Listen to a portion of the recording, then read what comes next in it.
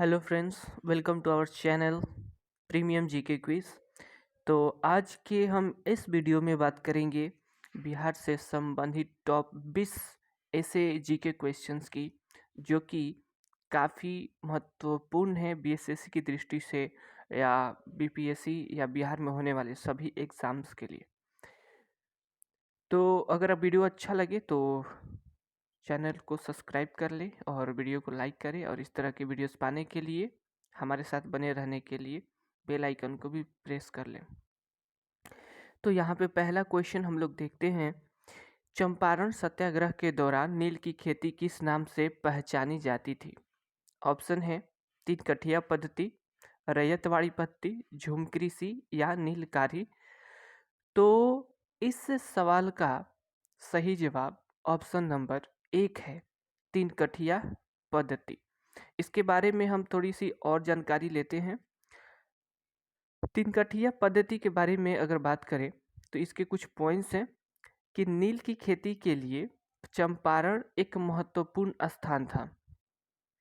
चंपारण उत्तर पश्चिमी बिहार का जिला है। जैसा कि आपको पता होगा, चंपारण में नील की खेती की प्रमुख पद्धति 3 कठिया पद्धति थी। इसमें रैयत को अपनी भूमि के 3 कट्ठा प्रति बीघा नील के साथ खेती करने की बाध्यता थी। अर्थात 1 बीघा में 20 कट्ठे होते हैं, 20 कट्ठे में 3 कट्ठा नील की खेती उगाना अनिवार्य था। बाकी 17 कट्ठे में किसान चाहे जो भी फसल लगा ले। 1 बीघा बिहार में एक लोकप्रिय जोत है और यह 1 एकड़ से भी कम है। 1 एकड़ से कम है, जिसकी वजह से इसकी खेती करना हर सीमांत किसान या छोटे कृषक के साथ जो है आसान होता है। 1900 के बाद यूरोपीय संश्लिष्ट नील से प्रतिस्पर्धा के कारण बिहार में नील कारखानों को गिरावट का सामना करना पड़ा और अंग्रेजों ने किसानों का शोषण करना शुरू कर दिया। संश्लिष्ट नील मार्केट में यूरोपीय बाजार में आने से इसकी डिमांड में जो है काफ़ी इजाफा हुआ। 1917 का चंपारण सत्याग्रह, जैसे कि आप लोगों को पता होगा, महात्मा गांधी के नेतृत्व में किया गया, जो कि काफ़ी सफल रहा था। किसान इसके लिए बमुश्किल किसी भुगतान के साथ नील उगाने का विरोध कर रहे थे, क्योंकि नील की खेती करने से जमीन जो है बंजर हो जाती थी। अगला क्वेश्चन हम लोग देखते हैं। अगला क्वेश्चन है कि निम्नलिखित में से कौन सा समाचार पत्र पटना से प्रकाशित होता था? भारतीय राष्ट्र, पंजाब केसरी, प्रभाकर या डॉन? तो इस सवाल का सही जवाब है भारतीय राष्ट्र। इसके बारे में हम थोड़ी और जानकारी लेते हैं। भारतीय राष्ट्र यह पटना, बिहार से प्रकाशित होने वाला एक स्वतंत्र राष्ट्रवादी दैनिक समाचार पत्र था। यह दरभंगा के महाराजा सर कामेश्वर सिंह के स्वामित्व में था। इसकी शुरुआत 1928 में हुई थी। अब यहाँ पे लगे हाथ जो है और भी थोड़ी सी इन्फॉर्मेशन लेते हैं। पंजाब केसरी, तो पंजाब केसरी की स्थापना 1965 में लाला जगत नारायण ने की थी। प्रभाकर ईश्वर चंद्र गुप्ता द्वारा स्थापित एक बंगाली दैनिक समाचार पत्र था। और डॉन, इसकी स्थापना मोहम्मद अली जिन्ना ने 1941 में की थी। मूल रूप से यह नई दिल्ली में स्थित था, लेकिन विभाजन के बाद इसका मुख्यालय कराची, पाकिस्तान में स्थानांतरित कर दिया गया था। वर्तमान में यह पाकिस्तान के सबसे बड़े अंग्रेजी समाचार पत्रों में से एक है। तो चलिए अगला क्वेश्चन हम लोग बढ़ते हैं।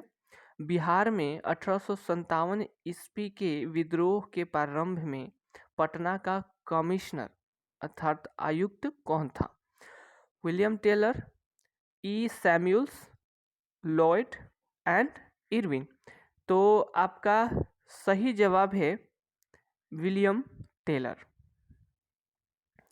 इसके बारे में थोड़ी सी जानकारी लेंगे। विलियम टेलर 1808 से 1892 ईस्ट इंडिया कंपनी के एक सिविल सेवक थे, जो 1829 से 1867 तक भारत में रहे थे।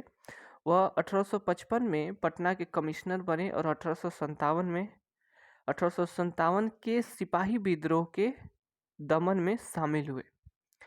अगला क्वेश्चन देखते हैं, क्वेश्चन नंबर 4। निम्नलिखित में से किस जिले में मां मुंडेश्वरी देवी मंदिर स्थित है? ये एक तीर्थ स्थलीय स्पेस है, तो ये जो है आपको बतानी है कि ये बिहार के किस जिले में है। कैमूर, गया, चंपारण, नालंदा। तो मां मुंडेश्वरी मंदिर कैमूर, ऑप्शन नंबर 1 जो है इसका सही है। कैमूर में इसकी लोकेशन है। तो आइए देखते हैं इसके बारे में थोड़ी। मां मुंडेश्वरी देवी मंदिर भगवान शिव और शक्ति को समर्पित है और कैमूर जिले में 608 फीट की ऊंचाई पर मुंडेश्वरी पहाड़ियों में स्थित है। ज़्यादातर लोग यहाँ पे जाते हैं घूमने, मैं भी गया हूँ, आई थिंक आप सब भी गए होंगे। अगर गए हैं तो आप बता सकते हैं। मंदिर में गणेश, सूर्य और विष्णु देवता भी हैं। मंदिरों को दुनिया का सबसे पुराना कार्यात्मक मंदिर माना जाता है क्योंकि यहाँ बिना किसी रुकावट के अनुष्ठान किए जाते हैं। मुंडेश्वरी मंदिर वास्तुकला की नागर शैली का सबसे पुराना नमूना है। मुंडेश्वरी भवानी मंदिर की पत्थर की नक्काशी गुप्त काल की है। यह पत्थरों से बना एक अष्टकोणीय मंदिर है। इस मंदिर के पूर्वी भाग में देवी मुंडेश्वरी की भव्य और प्राचीन मूर्ति मुख्य आकर्षण का केंद्र है। इस मंदिर के मध्य भाग में पंचमुखी शिवलिंग स्थापित है। इस पंचमुखी शिवलिंग का निर्माण एक विशेष पत्थर से किया गया है जो सूर्य और पत्थर की स्थिति के साथ साथ अपनी रंग बदलता है। इस मंदिर की विशिष्टता पशु बकरी की बलि में है। यहाँ बकरे को समर्पित किया जाता है लेकिन बलि नहीं दी जाती। ऐसा बलिदान और कहीं नहीं है। अगला क्वेश्चन देखते हैं, क्वेश्चन नंबर 5। बिहार का प्रथम मुस्लिम विजेता कौन था? मलिक इब्राहिम, इल्तुतमिश, बख्तियार खिलजी और कुतुबुद्दीन ऐबक। तो अगर आपने पढ़ा होगा तो इसका सही जवाब है ऑप्शन नंबर 3, बख्तियार खिलजी। कौन था इसके बारे में और जानकारी हम लोग इकट्ठा करते हैं। बिहार का प्रथम विजेता मोहम्मद बिन बख्तियार खिलजी था। तुगलक और फिर मुगलों ने खिलजी का अनुसरण किया। बख्तियार खिलजी एक तुर्क अफगान सैन्य जनरल था जो बिहार और बंगाल क्षेत्र की मुस्लिम विजेता का नेता था और बाद में उसने खुद को उनके शासक के रूप में स्थापित किया। उसने 1200 में बिहार पर कब्जा कर लिया। इसने दिल्ली के दरबार में एक राजनीतिक पद सुरक्षित कर दिया। उसी वर्ष उसने बंगाल पर भी अधिकार कर लिया। उसने बड़े पैमाने पर लड़ाई लड़ी और कई बौद्ध भिक्षुओं की हत्या कर दी और उत्तर भारत में बौद्ध परंपराओं और उच्च शिक्षा संस्थानों को बहुत नुकसान पहुंचाया। ऐसा माना जाता है कि उसने विक्रमशिला विश्वविद्यालय और बिहार के गौरवशाली नालंदा विश्वविद्यालय को भी नष्ट कर दिया। नालंदा विश्वविद्यालय का पहला विश्वविद्यालय था जो पूर्णतः नष्ट हो गया था। उसमें लाखों किताबें जलती रह गई थी। ऐसा माना जाता है कि इस विश्वविद्यालय में 3 महीने तक किताबें जलती रही थी। अली मर्दन ने 1206 में देवकोट में उसकी हत्या कर दी थी। अगला क्वेश्चन है, बिहार का सबसे पुराना गिरजाघर कौन सा है? ऑप्शन नंबर 1, पादरी की हवेली, ल्यूच चर्च, स्टीफन चर्च। उपयुक्त में से एक से अधिक। तो इसका सही जवाब है पादरी की हवेली। बिहार का सबसे पुराना गिरजाघर पादरी की हवेली है। तो इसके बारे में थोड़ी सी जानकारी लेंगे। बिहार का सबसे पुराना गिरजाघर पादरी की हवेली है। पादरी की हवेली पटना में स्थित है। पादरी की हवेली का दूसरा नाम ब्लेस्ड वर्जिन मैरी का दर्शन है। रोमन कैथोलिकों ने प्रथम बार 1713 में पटना में इस गिरजाघर का निर्माण किया था। एक विनीशियन वास्तुकार टिरोटो ने 1772 में मौजूदा गिरजाघर को फिर से डिजाइन किया था। गिरजाघर ने 1763 में नवाब मीर कासिम और 1857 में स्वतंत्रता के पहले युद्ध सहित कई हमलों को सहन किया है। ल्यूक चर्च दानपुर छावनी में पटना गांधी मैदान से लगभग 12 किलोमीटर दूर ब्रिटिश सैनिकों ने वर्ष 1830 में ल्यूक चर्च का निर्माण किया था और स्टीफेन चर्च यह भी पटना में स्थित है। अगला क्वेश्चन है आपका क्वेश्चन नंबर 7। बिहार में मानसून के दौरान वर्षा किसके कारण होती है? ये बिहार से संबंधित बहुत इम्पोर्टेंट क्वेश्चन है जो कि बिहार के सभी एग्जाम्स में आने की भरपूर संभावना है। ऑप्शन नंबर 1 पूर्वी मानसून, 2 दक्षिण पूर्व मानसून, 3 दक्षिण पश्चिम मानसून, उपरोक्त में से कोई नहीं। तो इसका सही जवाब है ऑप्शन नंबर 3 दक्षिण पश्चिम मानसून। इसके बारे में थोड़ी जानकारी लेंगे। दक्षिण पश्चिम मानसून के कारण बिहार में मानसून के दौरान वर्षा होती है। जून में बारिश का मौसम होता है और सितंबर तक रहता है। पूर्वी भाग में मानसूनी हवाओं की शुरुआत 8 जून से होती है और पश्चिमी भाग में 15 जून से होती हैं। बंगाल के उत्तरी खाड़ी के ऊपर उच्च दबाव केंद्र विकसित होने पर एक कम दबाव का केंद्र मैदानी क्षेत्र में विकसित होता है। दबाव के इस अंतर के कारण बारिश वाली हवाएं भारतीय मैदान की ओर उड़ने लगती हैं। उत्तर में हिमालय और प्रायद्वीपीय भारत की अग्रभूमि इसके मार्ग को बाधित करती हैं, जिससे पूर्वी और उत्तरी बिहार में भारी वर्षा होती है। मैदानी इलाकों में हम कहाँ पर थे? 7। तो यहाँ पे आई डोंट नो कैसे हो गया। मैदानी इलाकों में सबसे अधिक वर्षा किशनगंज जिले में होती है, जहाँ औसत वर्षा 2177 मिलीमीटर तक होती है, जो कि सर्वाधिक वर्षा है। अब यहाँ पे बिहार में जो है बहुत ज़्यादा वर्षा होने के कारण यहाँ पे जो है दलदली क्षेत्र और काफ़ी जो है वन देखने को मिलते हैं। अगला क्वेश्चन है क्वेश्चन नंबर 8।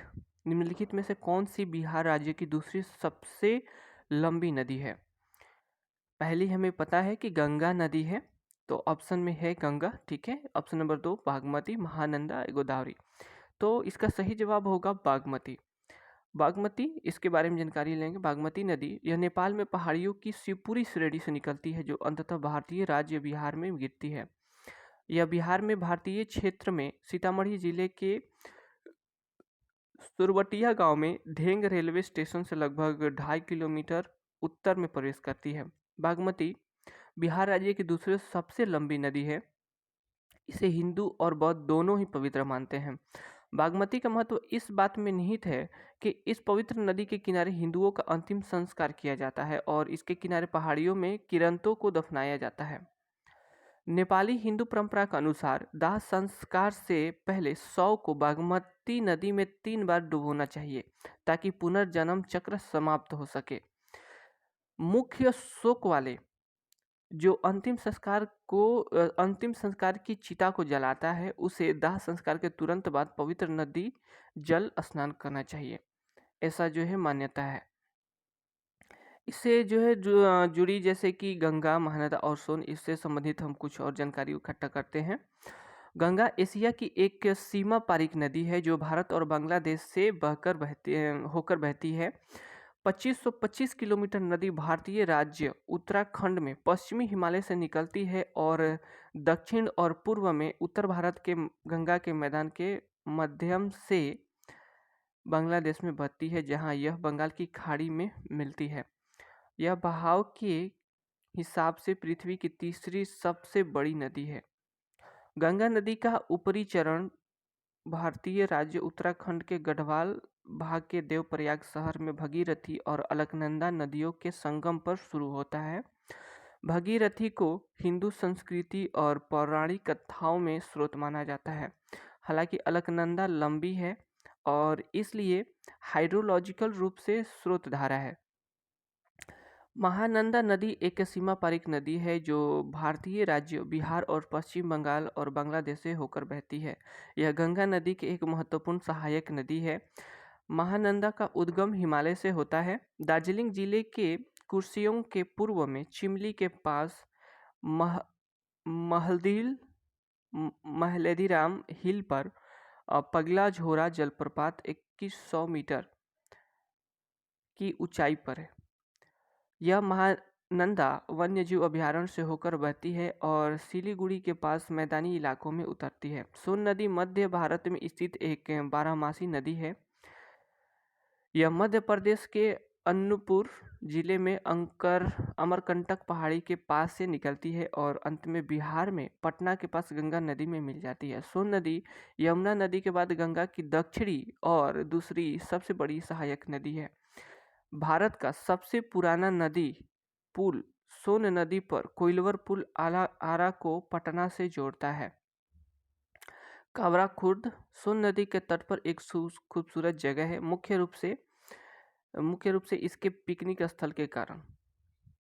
अगला क्वेश्चन हम लोग देखेंगे। अगला क्वेश्चन नंबर है 9। पटना बिहार में पत्थर की मस्जिद का निर्माण किसने करवाया? फिरोज शाह तुगलक, परवेज शाह, औरंगजेब या अलाउद्दीन खिलजी? तो इस सवाल का सही जवाब है परवेज शाह। पत्थर की मस्जिद, जिसे सैफ खान की मस्जिद या चिमनी घाट मस्जिद और सांगी मस्जिद के नाम से भी जाना जाता है, पटना बिहार भारत में एक मस्जिद है।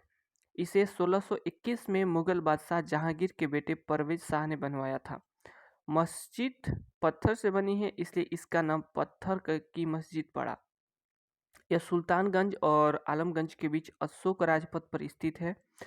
मस्जिद एक गुंबददार संरचना है जिसमें 4 मीनारें हैं। केंद्रीय गुंबद 4 मेहराबों द्वारा समर्थित है। मस्जिद मुगल वास्तुकला का एक बेहतरीन उदाहरण है। पत्थर की मस्जिद एक खूबसूरत और ऐतिहासिक मस्जिद है जो पटना की संस्कृति विरासत का अहम हिस्सा है।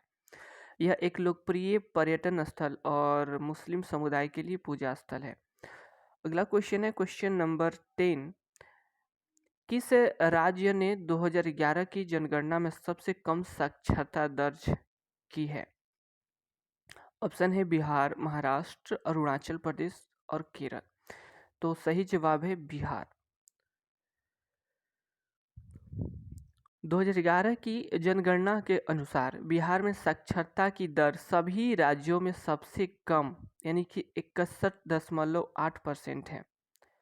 बिहार में सबसे कम पुरुष और महिला साक्षरता दर, जहां पुरुष में 71.2% है, वहीं महिलाओं में 51.5% है, जबकि केरल में संपूर्ण भारत में उच्चतम दर है जो कि 96.1% पुरुषों में और 92.1% महिलाओं में है।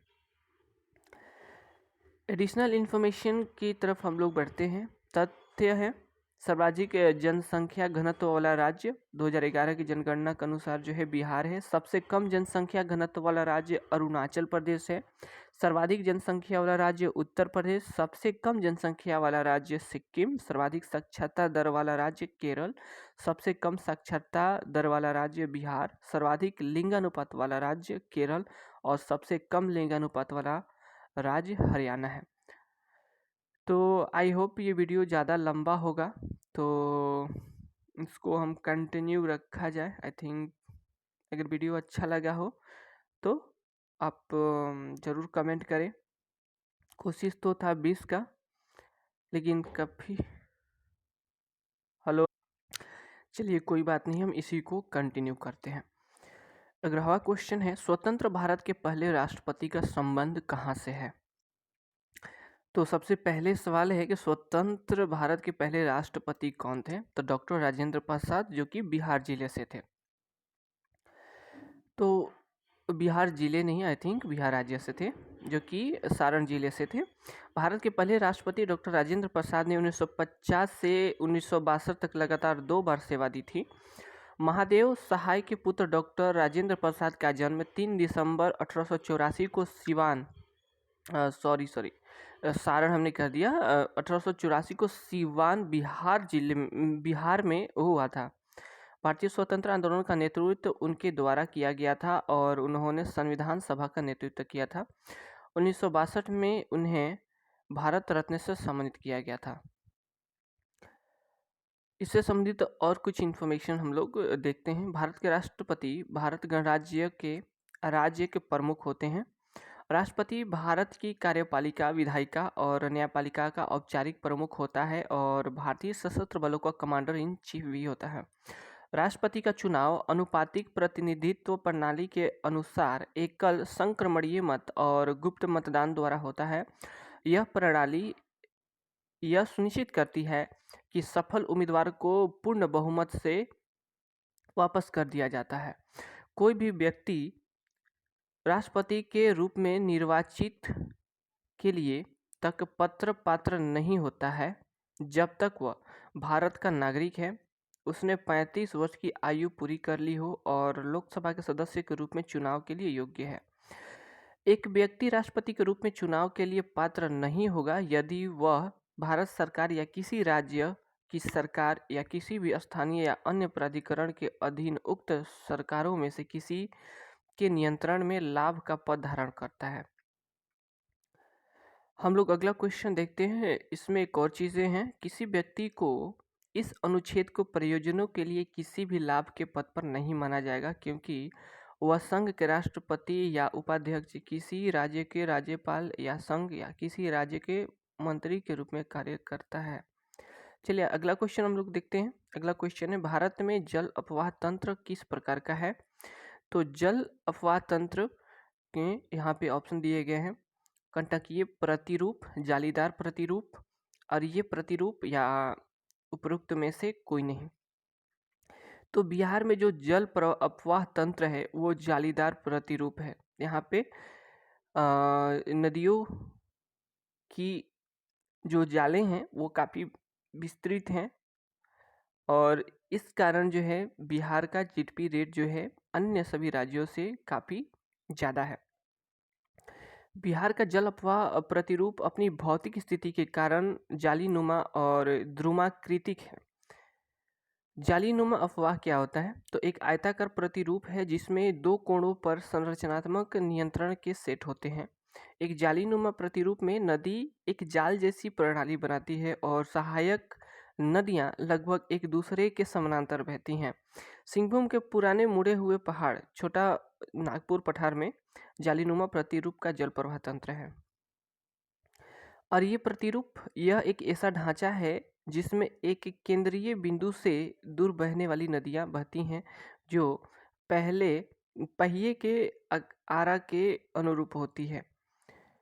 यह गुंबद या ज्वालामुखी शंकु के किनारों पर विकसित होता है। अमरकंटक पहाड़ियों से निकलने वाली नर्मदा, सोन और महानदी जैसी नदियां विभिन्न दिशाओं में बहती हैं और ये प्रतिरूप के अच्छे उदाहरण हैं।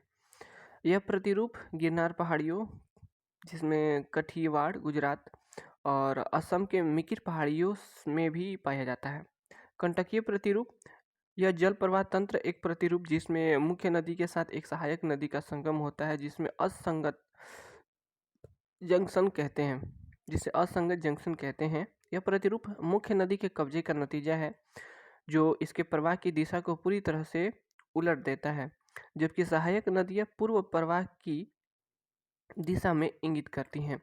अरुण नदी नेपाल कोसी की एक सहायक नदी के किनारे के कंटकीय अपवाह प्रतिरूप का एक दिलचस्प उदाहरण है। धूम्राकृतिक प्रतिरूप जल अपवाह का एक प्रतिरूप शाखा युक्त शाखाओं को फैलाना या द्विभाजित करता है जिससे एक वृक्ष की उपस्थिति प्रतीत होती है। सिंधु गंगा के मैदानों की अधिकांश नदियां एक प्रकार से वृक्ष के समान हैं। अगला क्वेश्चन आपका क्वेश्चन नंबर 13, निम्नलिखित में से कौन सा नृत्य भारतीय राज्यों बिहार और झारखंड का लोक नृत्य है? बिहार और झारखंड का लोक नृत्य, तो ऑप्शन है लावनी, घूमर, डोमकच और डोलू कुनीथा। तो इसका सही जवाब है डोमकच। डोमकच बिहार और झारखंड राज्यों में प्रचलित एक पारंपरिक लोक नृत्य है। यह आमतौर पर शादियों और अन्य उत्सव के अवसरों पर किया जाता है। नृत्य के साथ अक्सर प्रेम, वारिता और सामाजिक मुद्दों की कहानियाँ सुनाने वाले गाने होते हैं और यह इन क्षेत्रों की सांस्कृतिक अभिव्यक्ति में महत्वपूर्ण भूमिका निभाता है। हम लोग एडिशनल इन्फॉर्मेशन को अभी के लिए छोड़ते हैं। आप चाहे तो वीडियो रोक करके इसको पढ़ सकते हैं क्योंकि वीडियो काफ़ी लंबा हो जाएगा। चलिए अगला क्वेश्चन देखते हैं। बिहार प्रांतीय किसान सभा BPKS का गठन किसने किया था?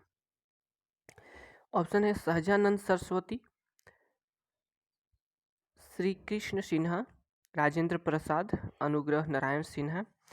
तो इसका सही जवाब है सहजानंद सरस्वती। बिहार प्रांतीय किसान सभा का गठन 1929 में स्वामी सहजानंद सरस्वती द्वारा सोनपुर में किया गया था। वर्ष 1922 में मुंगेर किसान सभा का गठन मोहम्मद जुबैर और श्री कृष्ण सिंह द्वारा किया गया था। आपकी पॉइंट्स चाहे तो आप रुक करके देख सकते हैं।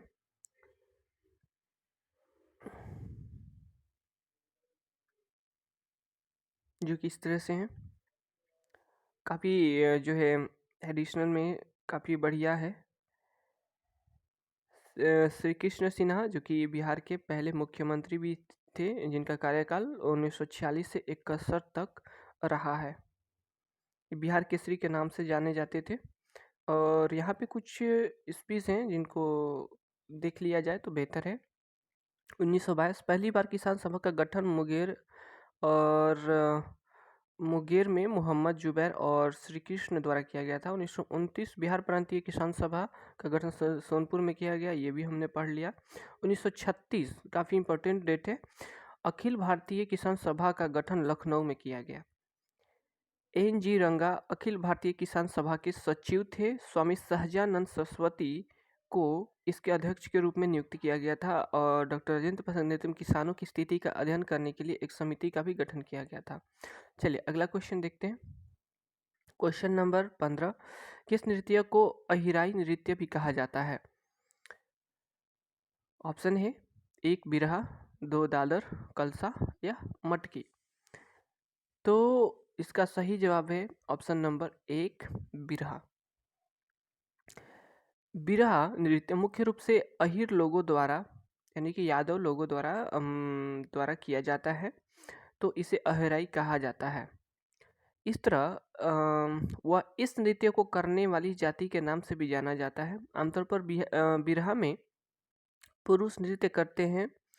बघेलखंड में बिरहा नृत्य के साथ गायन भी होता है। बिरहा नृत्यों का कोई निश्चित समय नहीं होता है, लेकिन विशेष रूप से विवाह दीपावली में बिरहा नृत्य किया जाता है। कभी कभी इसमें महिलाएं भी भाग लेती हैं और जब पुरुष और महिला नृत्य करते हैं तो सवाल जवाब होते हैं।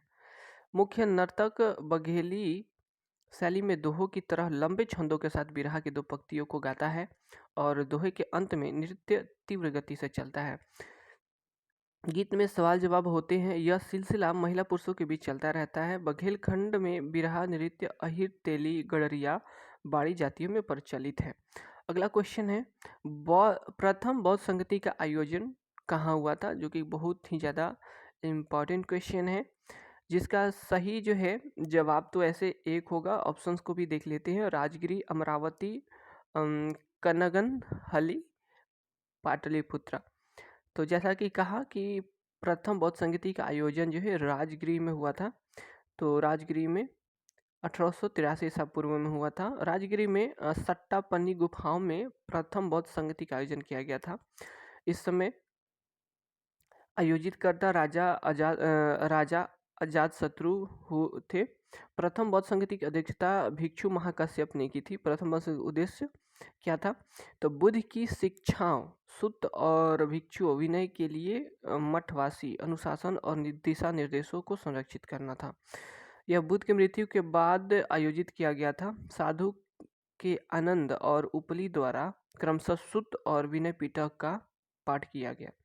द्वितीय जो है वैशाली में हुआ था। ये काफ़ी इंपॉर्टेंट क्वेश्चन है BPSC के या बिहार के BSSC या अन्य बिहार से संबंधित, तो आप लोग ध्यान में रखेंगे। पहला जो है आपका आप देख राजगिरी में हुआ, ठीक है। दूसरा आपका बौद्ध संगति जो है वैशाली में हुआ 383 ईसा पूर्व में, जिसके आयोजित करता जो है कलाशोक थे। तृतीय बौद्ध संगति पाटलिपुत्र में अशोक संरक्षण में हुआ, जिसके से मोगलीपुत्र तिस्सा ने की और इस परिसर में त्रिपिटक का अंतिम संस्करण पूरा। चौथा जो है बौद्ध संगति कश्मीर में कनिष्क द्वारा वसुमित्र की अध्यक्षता में हुई। इस परिषद में अश्वघोष को भाग लिया था और इस परिषद के दौरान बौद्ध धर्म का नया स्कूल महायान बौद्ध धर्म अस्तित्व में आया। बुद्ध द्वारा प्रचारित और अशोक द्वारा प्रचारित बौद्ध धर्म को हीनयान के नाम से जाना जाता था। अगला क्वेश्चन, बिहार का राज्य पक्षी कौन सा है? बिहार का राजकीय पक्षी कौन सा है? ऐसा है तो पहला है रूबी थ्रोएट येलो बुलबुल, गौरैया, ग्रेटर फ्लेमिंगो, भारतीय रोलर। तो जैसा कि आप सभी को पता होगा, बिहार का राष्ट्रीय पक्षी गौरैया है। तो इसमें हम और भी थोड़ी बहुत जानकारी लेते हैं। गौरैया का वैज्ञानिक नाम है पासर डोमेस्टिकस, ठीक है, जो कि बिहार के राजकीय पक्षी है। पशु में है आपका गौर, राष्ट्रीय पुष्प कचनार है, राजकीय वृक्ष पीपल का वृक्ष है, राज्य फल जो है आम है। अब यहाँ पे काफ़ी इम्पोर्टेंट जो है सवाल जो कि करंट अफेयर्स में भी पूछे जा सकते हैं। हर साल 22 मार्च को बिहार स्थापना के दिवस के रूप में जाना जाता है और बिहार स्थापना 12 मार्च 1912 को हुआ था। यहाँ पे देखिए बिहार के जीआई टैग जो कृषि उत्पादों में भागलपुरी जर्दालू मैंगो को मिला है, यानी जर्दालू आम को भागलपुरी जर्दालू आम, कतरनी चावल, मगही पान, मुजफ्फरपुर की शाही लीची और हस्तशिल्प में उत्पादन को जीआई टैग मिले हैं। मधुबनी पेंटिंग्स को बिहार के पिपली खटवा कार्य को, बिहार की सुजीनी कढ़ाई का काम और बिहार के सिक्की घास उत्पाद और भागलपुर सिल्क्स को भी मिला है। बिहार के सिक्की घास उत्पाद को तो हमने पहले ही देखा। खाद्य उत्पाद में सिलाव खाजा को मिला है जीआई टैग। चलिए अगला क्वेश्चन देखते हैं। क्वेश्चन नंबर 18, खरना बिहार के किस त्योहार से संबंधित है? तो ऑफकोर्स ज्योतिया, तीज, छठ पूजा, भैया दूज। तो ऑफकोर्स इसमें जो है सही जवाब छठ पूजा है, क्योंकि इसमें खरना होता है। खरना छठ पूजा संबंधित है, जो बिहार के लिए बहुत महत्वपूर्ण त्यौहार है। सूर्य देव की उपासना का पर्व बिहार राज्य में बड़े पैमाने पर मनाया जाता है, जिसे नहाई खाई की रस्म के साथ शुरू किया जाता है। विशेष रूप से राज्य भर में भक्त गंगा और अन्य नदियों, तालाबों और जल निकायों में एक पवित्र डुबकी लेते हैं। सूर्य देव की बहन षष्ठी देवी, जिन्हें आमतौर पर षष्ठी मैया भी कहा जाता है, जिनको हम छठी मैया भी कहते हैं, की पूजा छठ पूजा के दौरान की जाती है। यह त्यौहार 4 दिनों तक चलता है। पहले दिन में नहाई खाई, दूसरा में खरना, तीसरा में संध्या अर्घ्य होता है और चौथा में उषा अर्घ्य होता है। चलिए, तो दिवाली के छठे दिन का कार्तिक छठ के दिन पूजा की जाती है। बिहार के अलावा झारखंड, पूर्वी उत्तर प्रदेश और नेपाल में भी ये छठ पूजा मनाया जाता है। चलिए अगला क्वेश्चन देखते हैं। बिहार का दक्षिणी पठारी क्षेत्र निम्नलिखित में से किस कठोर चट्टान से नहीं बना है? जो दक्षिणी पठारी क्षेत्र है वो किस कठोर चट्टान से नहीं बना है? तो ऑप्शन है ग्रेनाइट, गिनीज, सिस्ट या बेसाल्ट। तो इसका सही जवाब है बेसाल्ट। देखते हैं। बिहार का दक्षिणी पठारी क्षेत्र गिनी से सिस्ट और ग्रेनाइट जैसे कठोर चट्टानों से बना हुआ है, इसलिए जो है बेसाल्ट गलत जवाब है, मीन्स नहीं है, इसमें सही है इसमें, ठीक है। बिहार का भौगोलिक विभाजन को देखें तो यह मुख्य रूप से 3 भौतिक इकाइयों में विभाजित है। विभाजन भौतिक और संरचनात्मक स्थितियों के आधार पर किया जाता है। शिवालिक श्रेणी, बिहार का मैदान और दक्षिणी पठार, इसमें इससे संबंधित कुछ क्वेश्चन आ सकते हैं। शिवालिक रेंज बिहार को पश्चिमी चंपारण जिले के उत्तरी भाग से 32 किलोमीटर लंबे और 6 से 8 किलोमीटर चौड़े क्षेत्र में फैलती है और इसे भिन्नता के आधार पर 3 भागों में बांटा गया है। रामनगर दून, सोमेश्वर रेंज और हरहा घाटी। बिहार का मैदान जो कि काफ़ी उपजाऊ है। बिहार का मैदान उत्तरी पर्वतों और दक्षिणी पठारों के बीच स्थित है, जो उत्तर और दक्षिण में 150 मीटर समोच्च रेखा से घिरा है। दक्षिणी पठार क्षेत्र पश्चिम में कैमूर जिलों और पूर्व में बांका के बीच स्थित है। यह गिनी, सिस्ट और ग्रेनाइट जैसे कठोर चट्टानों से बना है। दक्षिणी पठारी क्षेत्र में कई शंक्वाकार पहाड़ियां हैं, जो कि प्रेतशील, रामशिला और जेतियन पहाड़ी जैसे बाथोलियम से बना है। अंतिम और आखिरी क्वेश्चन है, बिहार की प्रमुख खाद्यान्न फसलें। तो जो लोग भी बिहार से ये वीडियो देख रहे हैं उनको ऑफकोर्स पता होगा कि इसमें से कौन सा जवाब सही होगा। ऑप्शन है चावल, गेहूं और मक्का, गन्ना, चाय और जौ, मूंगफली, कॉफ़ी और गेहूँ इनमें से कोई नहीं।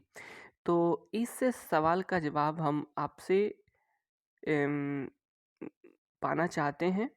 तो जिनको भी पता है वो हमें कमेंट करके बताएं कि बिहार की प्रमुख खदानें फसलें कौन सी हैं। तो मिलते हैं आपसे एक नए वीडियो में, तब तक के लिए धन्यवाद। पढ़ते रहिए और सफलता की ओर आगे बढ़िए। तो आई होप कि वीडियो अच्छा लगा होगा तो इस वीडियो को प्यार दें, चैनल को लाइक शेयर और सब्सक्राइब ज़रूर करें। धन्यवाद।